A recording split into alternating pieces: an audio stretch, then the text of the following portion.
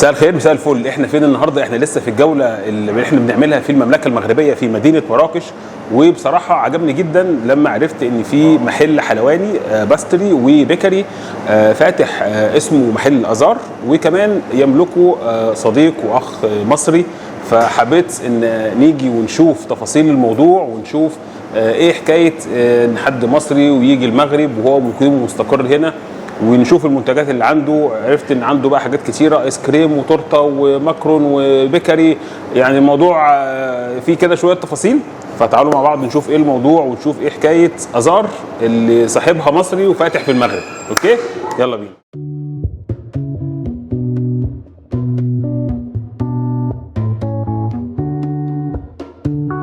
محل ازار للباستري والمخبوزات، تجربة شاب مصري قرر يسافر المغرب ويفتح مشروعه هناك ويستقر في البلد وينقل حياته بمدينة مراكش.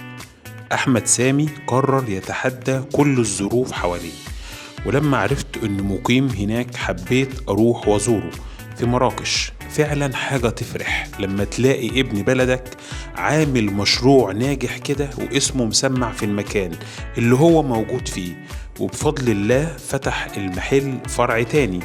بجد فعلا تجربة نجاح مصرية على أرض المغرب، فخور بيها. وربنا يوفقك يا أحمد في كل خطواتك القادمة، وتبقى مثال محترم وناجح لكل شاب مصري مجتهد سافر بره بلده وعمل تجربة نجاح تستحق ان احنا نسجلها ونشيد بيها.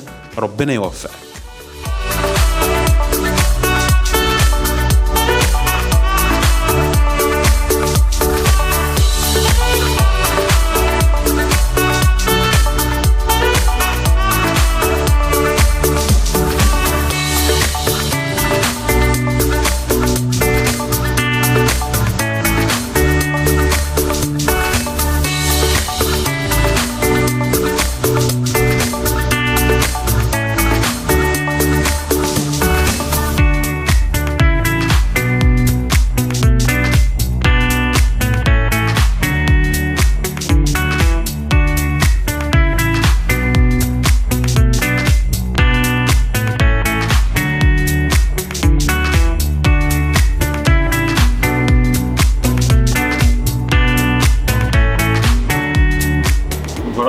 فرايتي في المكان بصراحه جميل ومتميز جدا، غير ان الخامات بتاعته كمان يعني كل خامه يعني في انتقاء جدا للخامات اللي موجوده.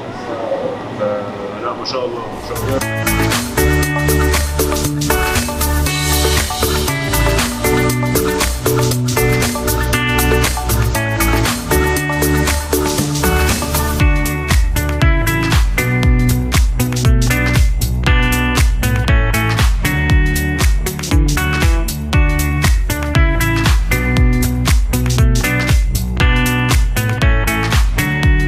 احمد ازيك؟ اخبارك ايه؟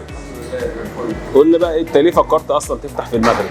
والله طبعا يعني هو بس المغرب مجال الفرنسيه والتفسيرين من ضمن البلاد اللي ليها واحد المستوى عالي جدا، عشان كده حسيت ان في فرصه.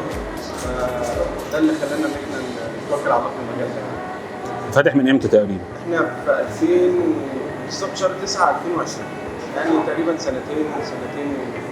طب دلوقتي انت فتحت في تقريبا في عز ازمه الكورونا، كانت ايه التحديات اللي قابلتك؟ جدا لان احنا اول ما خدنا المكان على طول جت الكورونا وعطلنا تقريبا من حوالي سنه، وكانت بصراحه كانت تحدي كبير، بس الحمد لله عملنا افتتاح يعني كان مكسر الدنيا الحمد لله. وبعد ده التوفيق بتاع ربنا سبحانه وتعالى، يعني احنا بنحاول نقدم حاجه مختلفه للناس وكواليتي مختلفه، احنا مختلفه. يا ترى اللي شغال معاك مصريين ومغاربه ولا؟ لا انا المصري الوحيد في المشروع كله، وكان تاني واحد مصري يجي هنا.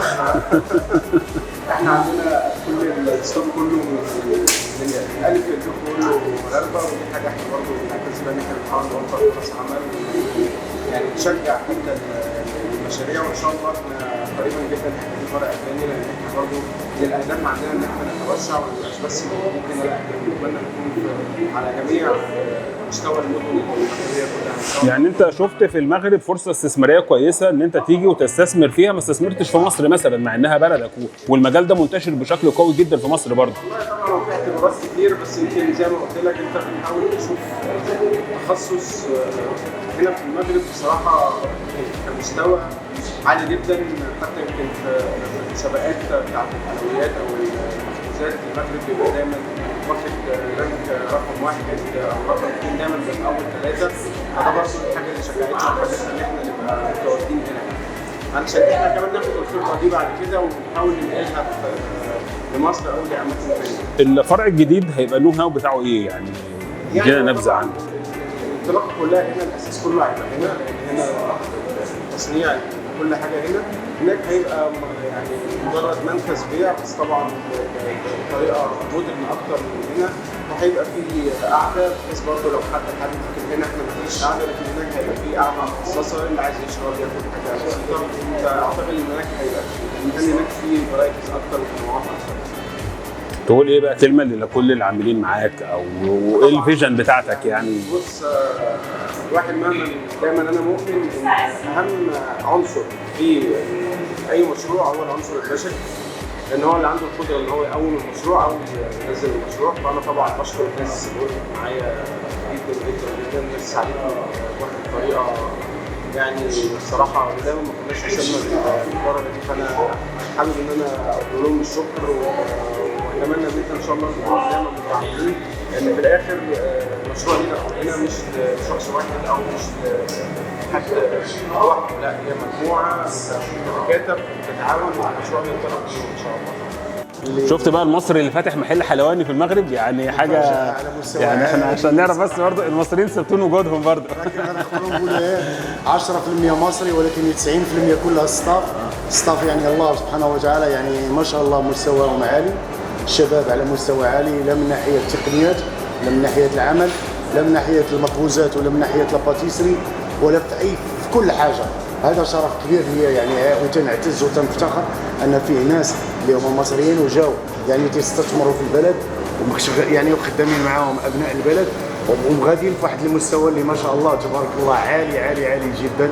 نتمنى لك يا استاذ احمد كل التوفيق والصف تبعك، ونتمنى عشان كده بنقول يا جماعه احنا مصر والمغرب يعني هو مصري مستثمر في المغرب وبلده، وطبعا في مصريين كبار رجال اعمال مستثمرين برضه في السياحه هنا هو في المغرب، فبنبقى فرحانين يعني. اللي يعرف الشيف عاطف هيعرف ايه الاستاذ مدحت، واللي يعرف الاستاذ مدحت هيعرف الشيف عاطف. ربنا يخليك الشيف عاطف ونتمنى التوفيق. اشوف ازارو منتشره يعني على ربوع المملكه في اي مدينه من المدن المغربيه، تكون منتشره ازارو ان شاء الله الرحمن الرحيم.